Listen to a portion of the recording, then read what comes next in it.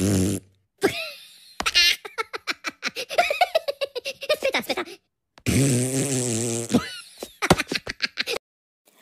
masih sangat mengantuk saat Kafka mengajak untuk bersiap melanjutkan perjalanan. Setauku, dia akan tetap mengendarai mobilnya. Tapi dia membawa kami ke stasiun dan berganti dengan kereta. Sekarang ini aku duduk di bangku kelas eksekutif, menatap pemandangan yang terhampar di sampingku. Kafka juga tidak mengatakan apapun lagi. Komunikasi kami masih sangat terbatas. Dia hanya bertanya ini itu dan langsung diam lagi. Sungguh, semuanya membuatku tak nyaman.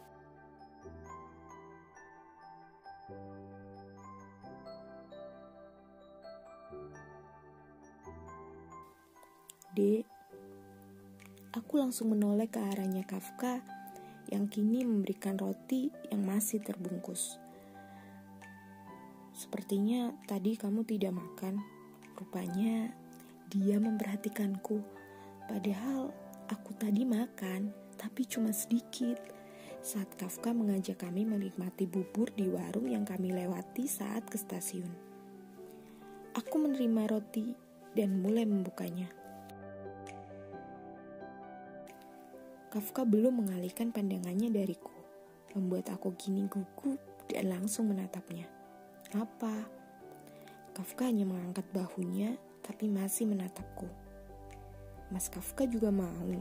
Aku mengulurkan roti itu ke arahnya, tapi dia menggelengkan kepalanya.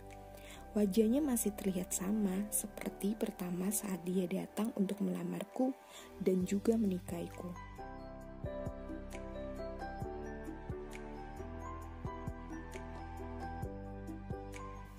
Bahkan saat Kak Sofia dimakamkan, wajah Kafka juga sama seperti itu. Sepertinya dia memang pria tanpa ekspresi. Ya udah, lama makan. Aku menggigit roti yang diberikannya. Lalu Kafka mengalihkan pandangannya. Bahkan kini dia bersandar di kursi dan terlihat memejamkan mata. Aku masih sulit untuk mengajaknya berkomunikasi. Apa dia selama ini juga pendiam seperti itu?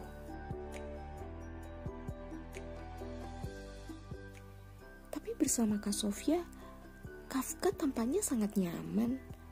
Aku pernah memergoki mereka saat sedang bercanda.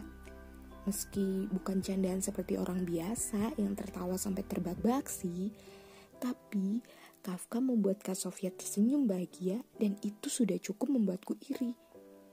Kafka yang tampan sejak pertama kali Kak Sofia memberikan fotonya kepadaku saat mereka mulai ta'arufan sudah membuat aku iri. Apalagi mendengar pendidikan Kafka yang baru saja selesai menempuh pendidikan di Kairo, Mesir.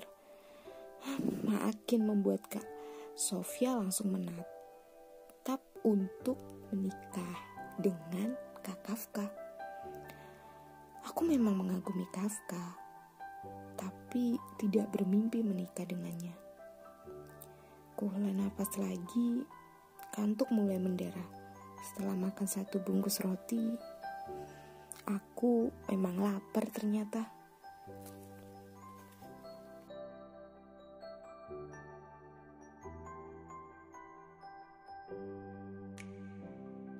Aku menguap dan menggeliat. Saat mata ini terbuka, aku terkejut karena sepertinya kepalaku bukan bersandar di kursi, tapi aku langsung menegakkan tubuh saat menyadari siapa yang menopang kepalaku. Kafka menoleh ke arahku. Aku sungguh malu mendapatkan tatapan teguran darinya. Dan sejak kapan aku bersandar di bahunya? Ku benarkan hijab biru yang aku pakai dan kini mulai mengalihkan tatapan ke arah kaca jendela lagi. Aku belum siap dengan kedekatan ini. Sudah mau sampai. Suara Kafka membuat aku tersadar dan langsung menatap jam yang melingkar di tanganku.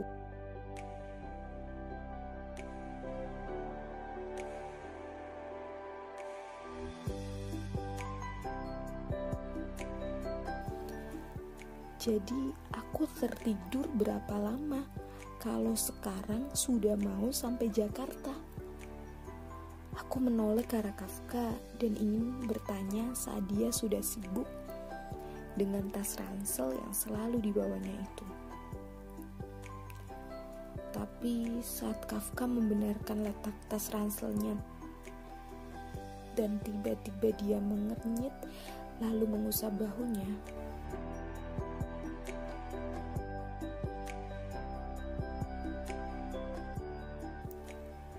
aku baru sadar apa dia kesakitan. Itu kan bahu tempat aku tadi tertidur.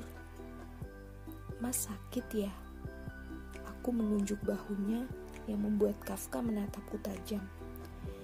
Dia masih mengusap-ngusap bahunya, tapi kini menggeleng. Bersamaan dengan itu, kereta sudah berhenti dan pengumuman dari pengeras suara mengalihkan kami semua.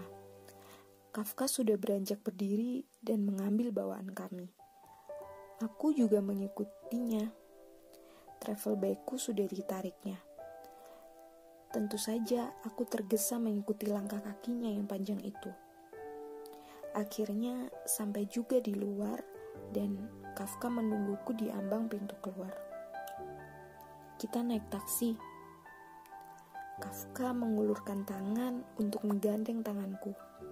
Tapi gerakan tiba-tiba itu lagi-lagi membuat aku terkejut dan mengibaskan tangan Kafka. Dia langsung menoleh ke arahku dan mengernyit. Kita mau menyeberang jalan. Penjelasannya itu membuat aku menganggukkan kepala dengan canggung. Maksud dia baik sebenarnya, tapi kan aku belum terbiasa dengan kontak fisik seperti itu. Kafka akhirnya tidak berusaha untuk menggandengku lagi, sehingga aku mengikutinya untuk menyeberang jalan. Sampai akhirnya kami sampai dan Kafka langsung mendatangi taksi yang ada di sekitar stasiun. Kafka memasukkan travel bag ke bagasi dan langsung masuk ke dalam taksi, duduk di sebelahku, dan menyebutkan alamatnya kepada supir taksi dan mobil mulai berjalan. Aku masih gugup berada di sampingnya, apalagi kini paha kami bersinggungan. Padahal semalam kami juga tidur satu ranjang, hanya saja ranjang hotel begitu luas dan Kafka tidak bergerak saat tidur dan tetap di posisi semula sampai bangun. Sungguh sangat rapi.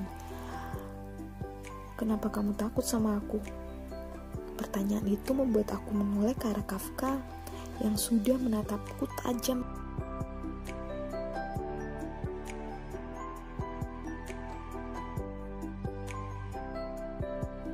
Takut. Kutunjuk diriku sendiri, tapi Kafka sepertinya menunggu jawabanku. Enggak, bukan takut.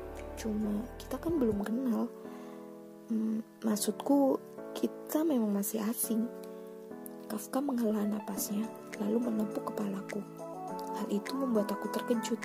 Tapi hanya begitu saja, karena selanjutnya Kafka sudah beralih lagi duduk di menghadap depan. Apa yang baru saja terjadi? Dia kenapa sih?